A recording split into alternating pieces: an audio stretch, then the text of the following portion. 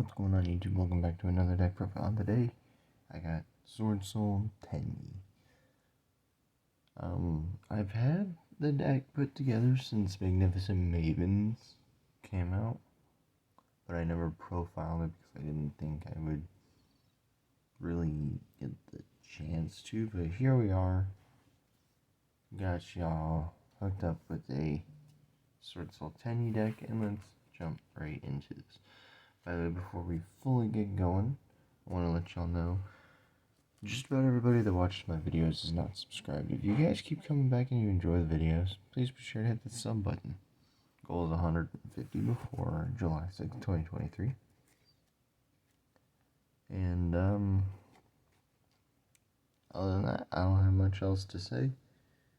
Other than let's get started. So, starting us off, we have 3 copies of Moye. Moye is probably your best normal summon in the deck. If she's normal summon, you reveal a worm in your hand, and then you summon a level 4 a level 4 tuner token. And then if she's used for a synchro summon, you can draw a card. Also, people who control the token cannot summon monsters from the extra deck except for synchros. So, does lock you a little bit, but only while you control the token. Next, I'm playing 3 copies of Swordsoul Long One. Another one of the better monsters in the deck. He can discard a worm to summon himself, and then a level 4 tuner token, and then if he's used for the synchro summon, he does 1200 points of burn damage to your opponent. Pretty strong card. Is basically, he can be enough to close out games, and he really helps closing out games regardless. And then I'm on 3 copies of Ecclesia, or Incredible Ecclesia the Virtuous.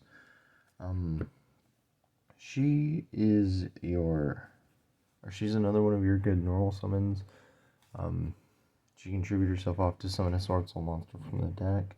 So typically, most of the time, what you're going to do is you're going to tribute her off, summon Moye. So it's just 3 more copies of Moye. And then we're playing, we're now into the Swordsoul spell and traps. We're just still going over Swordsoul cards. We're playing 3 Swordsoul Emergence. Rhoda for the deck, and then if it's banished, you can target a Swordsoul worm you control and increase or decrease its level by 1. Then we're on 1 Sacred Summit. It's monster reborn in the archetype, or if you control a single monster, it's for any monster. And then we're on 1 copy of Swordsoul Blackout. Just one of the better interruption cards. Can pop 2 cards your opponent controls without losing any advantage. Then if it's banished, it summons a Swordsoul token. And that is it for the Swordsoul monsters we are playing in the main deck. I know not a whole lot, but it's just kind of the standard ratios that I've seen. Next, for the Tenyis, we are playing 3 Ashuna. All of the Tenyi monsters say if you control no effect monster, if you control all non-effect monsters, or no monsters at all, you can special summon them, and then they all have their individual effects for if you control a non-effect monster. You can banish them from the graveyard to do whatever. Ashuna is special summon a Tenyi from the deck. It's an easy telly, essentially. And then I'm also on 3 copies of Idara. Level 1 tuner. You're more than likely going to be summoning this off of Ashuna for play extensions. going first and then going second, you'll probably summon the other Tenyi monster we're playing, and Aurora has the ability to banish itself to add a Tenyi or yeah, I believe, no, just a banished worm from your banished to your hand. Then we're on to Vishuddha. It's Compulse. Fairly simple. This is the other one, or this one you'll probably summon more going second than you would going first. Then we're on 3 copies of Vessel for the Dragon Cycle. It's Foolish Burial, and then if you control a face-up non-effect, you can add from your deck to your hand a Tenyi with a different name. So basically, you send any of your Tenyis or any of your other worms, and then you add a Tenyi from your deck to your hand. Then I'm on 2 Heavenly Dragon Circle. Good whenever you need to tag out due to a Veiler or a Imperm. I know hand traps really aren't too big right now, but still a pretty good card nonetheless. That is going to be it for the Tenyi cards in the main deck. Now we move on to the more generic cards in the deck. We got 3 copies of Ash. Everybody knows what Ash Blossom does, and it's getting a reprint soon in the Trap Trick Structure deck. So don't worry about not picking or not being able to pick this up. Plus, it's at an all-time low on price because of the lack of hand trap play. So I would say pick these up while you can. Then we've got 3 copies of Ghost Bell and Haunted Mansion. Ghost Bell and Haunted Mansion, pretty good against tier. And then as a generic worm card that we're playing 1 copy of Mare. This card is just really good. It makes Yazi by reducing its level and then synchroing off. Pretty strong card. And then for the generic spells, we're on a single copy of 1 for 1. Yes, this is my collector's rare that I pulled. If you guys haven't seen that video, go check it out. 1 Foolish Burial, 1 Called by the Grave. These are just the generic spells I am running. And then we're on 3 Infinite Impermanence. So that's it for the main deck. Let's go ahead and run it with the extra deck. So, starting us off in the extra deck, we have 1 copy of Chixiao. Chixiao, whenever you synchro summoned, you can add a Swordsoul card from your deck to your hand, or banish a Swordsoul card from your deck, and then you can quick effect banish a Swordsoul to target a face-up monster your opponent controls and negate its effects until the end of the turn. Hard ones on both of those effects, but still pretty good.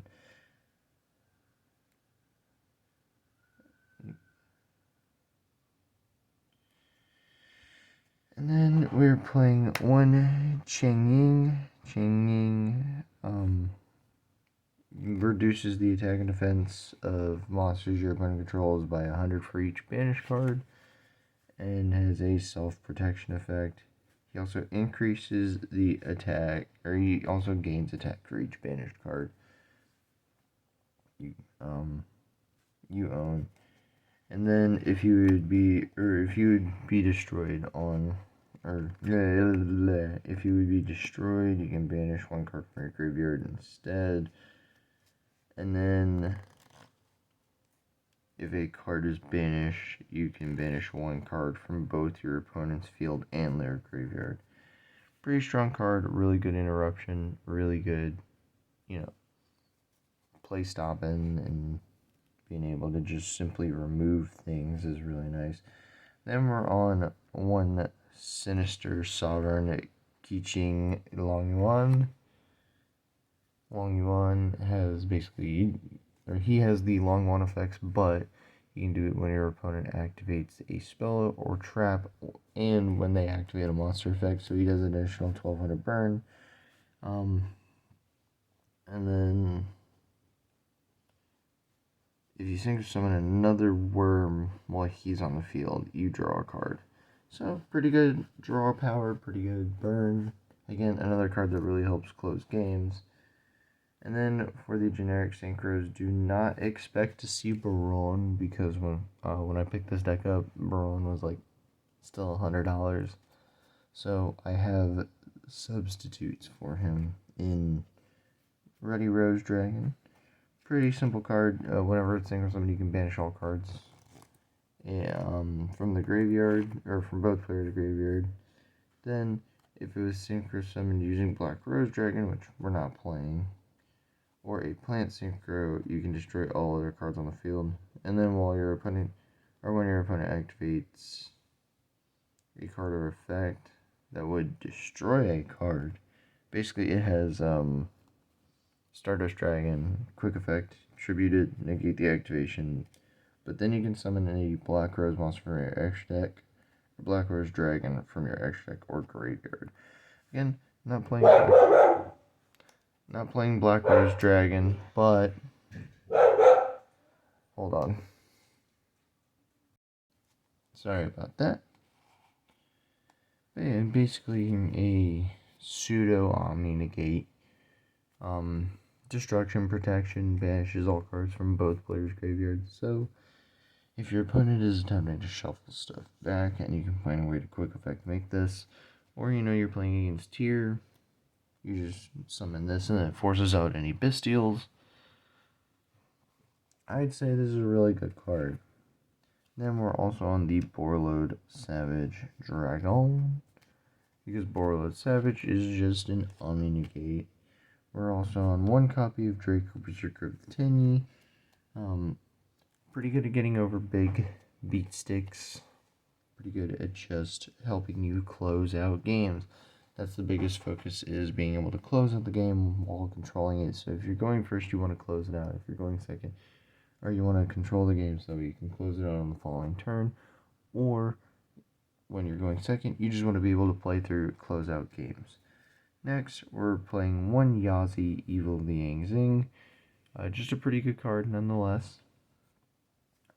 Whenever your opponent can't target it with effects on the field, you can target a Yang Xing monster you control and one card your opponent controls and destroy both of them. And then whenever he is destroyed by battle or card effect, sent to the graveyard, special summon a worm from your deck in defense position. So if you can summon him before sending the Mare to the graveyard, he can summon Mare from the deck, and then Mare allows you to basically do whatever you want. Next, I am playing 2 copies of Baxia. Whenever it's synchro summon, you can bounce cards on the field back to the hand equal to the number of different attributes used for its non-tuner materials. And then, you shuffle them back into the deck. And then once per turn, you can target a card you control in a level 4 lower in your graveyard, destroy the card on the field, and special summon the level 4. And then finally, we are on 1 copy of Chao Feng, because it's just pretty decent. Chao Feng is basically he is unaffected by monsters with the same attribute as the non-tuner materials used for his summon. Your opponent cannot activate effects of monsters with the same original attributes as the Yang. Oh no, your opponent can't activate effects of the same original attribute as the Yang Xings used for his synchro summon. But you can use Baxia or you can use Yazi for its synchro summon. I guess it's really only in here as a one-off. And then once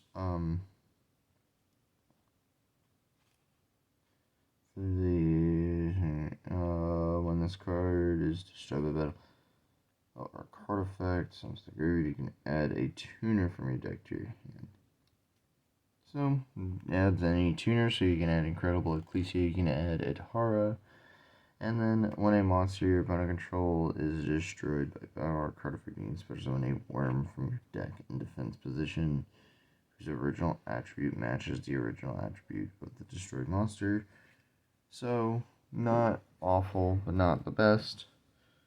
But again, we play it just because it can come up, just not as often as everything else, but it's there for having that option, and that is it for the synchro monsters. On to the link monsters. This is and if you want to play Baron, I recommend either dropping this or the next card we're about to talk about. Draco Master of the Tenyi. We're only on one of it. Cannot be destroyed by battle or by effect monsters. If you control no other effect monsters, you can destroy effect monsters your opponent controls up to the number of non-effect monsters you control and or in your graveyard. So typically not really doing much with that. It's just here to be 2600 and unable to basically die by battle with a non-effect monster. Then we're playing one Shaman of the Tenyi. Shaman is really, really good. She's Monster Reborn on legs. And then we're playing 3 Monk. So if you want to play a Baron, you can either drop 1 copy of Monk, drop Draco Master, or you can drop Xiao Feng. It's really up to preference, but that's it for the extra deck. Now let's get into the side deck. Because yes, I actually have a side deck. We have in the side deck 2 copies of Swordsoul of Taya. It's really only good going second, or really only good if you can see it later in the turn. Not really a card you want to see going first. Then we're on, I know this is going to be pretty annoying, but we're on 3 Droll and Lockbird. It's just really good. It should be fairly cheap right now. We're also on 3 Effect Veiler. Again, another one that's really cheap, really good. And it's 3 more copies of Imperm if you need all the monster negation in the world. Then we have 1 Feather Duster, 1 Monster Reborn, 3-dimensional barrier, and 2 extra copies of Swordsoul Blackout. And ladies and gentlemen, that is the deck profile. I know this is a longer one than the last few have been. However, I've been sitting on this deck for a while now. I've had it, like I said, since Magnificent Mavens first came out, so I have just kind of put it off to be able to build other decks that are a little bit less powerful, but a lot more fun to play. So, with that being said, I hope y'all did enjoy this deck profile, and if y'all did, please be sure to hit that like button. If you like it being a little bit more on the budget-friendly side, I know the Swordsoul cards from Magnificent Mavens have gone up in price a little bit since the release of the set, because I remember Moye was not even $1. Now she's $7 a piece for the older printing. So again, if you guys appreciate the fact that it's a little bit more on the budget side by not playing Baron and a couple of other cards that just make the deck super explosive, pop off super hard, feel free to share this deck around. And last but certainly not least, if you're new to the channel, hit the subscribe button. As I already said, 150 before July 6th, 2023. And I will see you all later. Peace.